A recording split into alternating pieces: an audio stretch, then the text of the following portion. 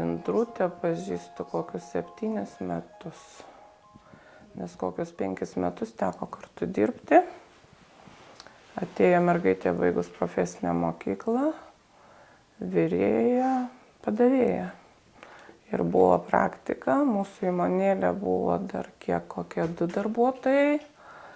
Ir kaip jinai atliko tą praktiką, jinai mums labai tiko. Ir šiek tiek plėtėmės ir taip ir prasidėjo jos darbas pas mus. Dėl ko jūs ją pasilikot? Nu, jautėsi tiesiog iš visų, kiek kada yra tekę, nes mano apie 40 metų yra dirbta visuomeninio maitinimo taškuose. Tai kiek tekę sutikti iš tokių jaunų, tai turbūt gal kokį 2, 3 tokio mokinio, tokio virėjo sutikau. Jinai su nuotaika tik tai dar prie to paties iš to vadinamo sunkaus gyvenimo, ar kaip ten jį pavadinti, aš nežinau kaip jis reikš, bet žinau, kad jinai ant tiek mokėjo tiesiog tos litukus taupyti, taip skaičiuoti viską, taip viską aprūpinti, kad ir tą mergytę išsilaikyti, ir ten tiem tėvukam, o paskui taigi baisybė tie gigantiški planai tą nuo savo ten tą namelį susitvarkyti, kad tėvai invalidai, tėvukui su širdim, mamai ten vėl kažkokios lygos. Ir jau visą tą, jau kaip jau čia daugiau ir prasidėjo to darbo daugiau ir to pinigėlio šiek tiek į priekį ir jau pradėjo tvarkytis. Bet jinai tekinom, jinai pas ją viskas suplanuota, pinigai, bet čia tiek tam, tiek tą pirksiu. Tėvukui vitaminų, mamai papildų, ten austytė to. Jinai savęs kaip nematė, bet jinai lėkė kaip užsukta. Kuo jinai tave patraukė, kai susipažinot? Savo mąstymu, suaugusio žmogaus mąstymu. Mąstymu, kurį paprastai žmogus įgyja, būdamas kokį, 50 gal, kai jau pamatęs gyvenimo būna daug.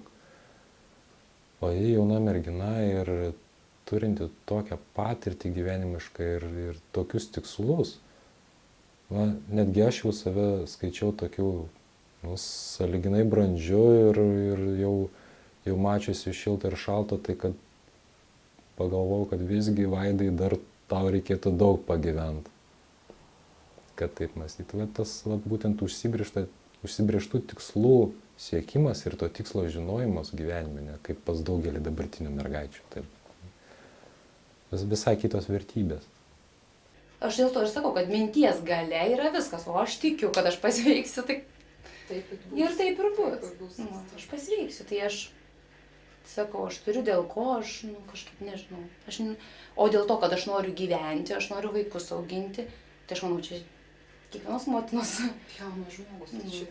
Tai jaunas ar senas nori gyventi, o kada tu matai kūdikį gimusi, tai negyventi, tai aš nežinau. Tai reikia džiaugtis kiekvieną dieną, aš džiaugiuosi kiekvieną dieną. Aš džiaugiuosi kiekvieną sutikta diena, aš džiaugiuosi, kad aš turiu rankas, kojas, kad aš matau saulę, tai reikia to džiaugtis. Ir negalvoti, kad paskui tai jau pagyvensim, dabar reikia gyventi. Ką žinai, aš dabar sergu, ne? Kitas gal kitą dieną susirgs, tai dabar lauksim, kas bus. Tai sužinojau, turbūt patį pirmąjį sužinojau va Indrę, su kuria pasidalinu, aš turiu omeny iš pažįstamų, iš draugų, iš bendradarbio. Čia dar prieš Kalėdas. Indrei buvo gimtadienis 27 gruodžio. Ir aš norėjau pasveikinti ją per telefoną, dar mano vaikas kaip tik lanko muzikos mokyklą su Lamsdeliu. Aš sveikinu ją vienu žodžiu telefonu, vaikas groja su gimimo diena. Indrė taip man trumpai tik tai pasakė, ačiū, bet dabar negaliu su tavim kalbėti. Ir viskas, to baigėsi mūsų pokalbis. Aišku, aš jai spėjau palinkėti dar sveikatos, kaip sakoma, pinigų, laimės, meilės.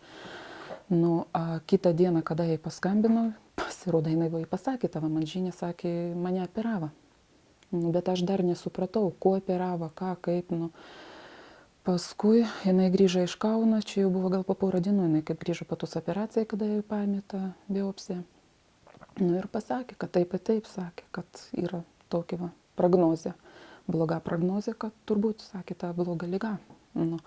Čia man buvo tikrai labai didelis šokas, stresas ir negalėjau patikėti, tiesą sakant, aš dabar dar netikiu, man atrodo, kad čia kažkoks dar blogas toks sapnas yra. Nu ir paskui va irgi taip va, atėjus svečius va viską, kaip sakoma, pasakė jinai man tos diagnozės, tos visos savo analizės, kokios visas tas buvo, nu taip va paaiškėjo, kad čia tikrai jau yra ta bloga liga. Ką duoda tokia situacija žmogui? Užgrūdina ne kiek kūną, kiek sielą, kiek pakeičia mąstyseną ir padeda pervertinti savo tos įsitikinimus kažkokius. Pačiam netgi savo įrodinti, kad tu gali kažką tai ir kiek tu gali padaryti dėl mylimo žmogaus. Kokia jai priežiūra reikalinga? Kartais jaučiasi gerai, kartais ir nelabai. Praeitą ketvirtadienį man teko greitai grįžti namo iš darbo, nes pasijuto blogai.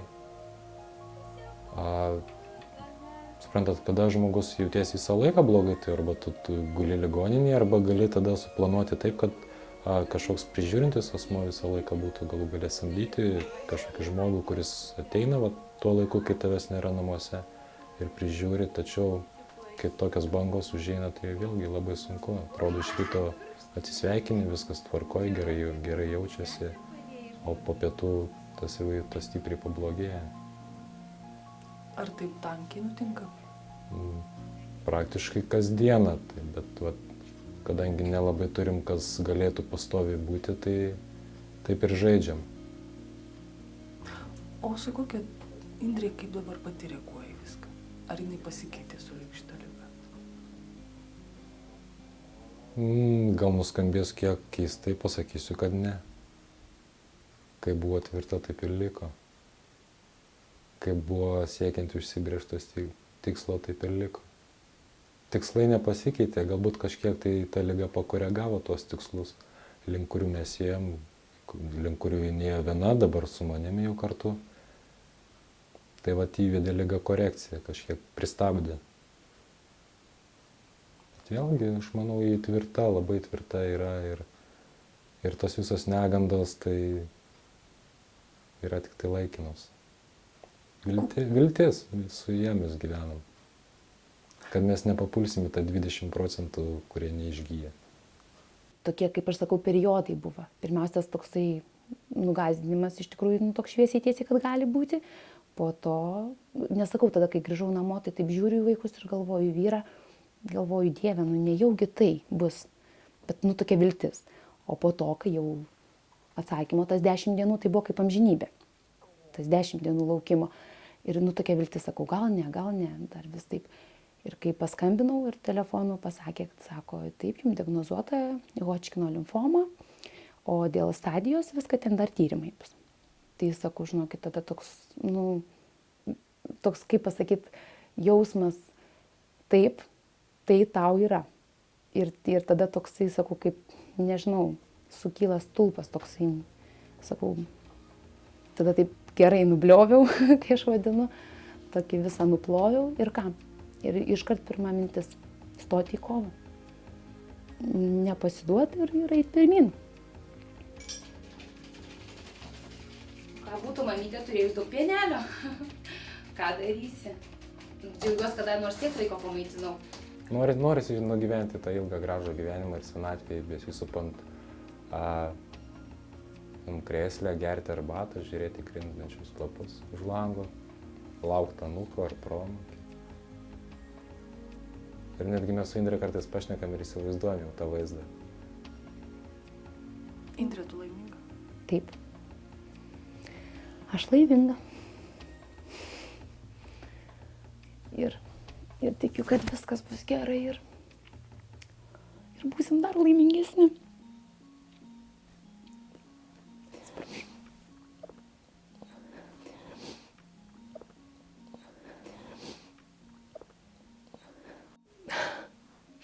Taip, reikia nuplauti dulkes.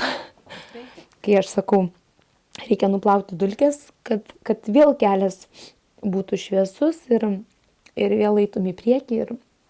O kadangi tikslas yra labai gražus, yra vaikai, yra graži šeima, tai man spyris yra labai geras. Labai. Ir tiesiog, ir aš negalvoju, kad bus kitaip.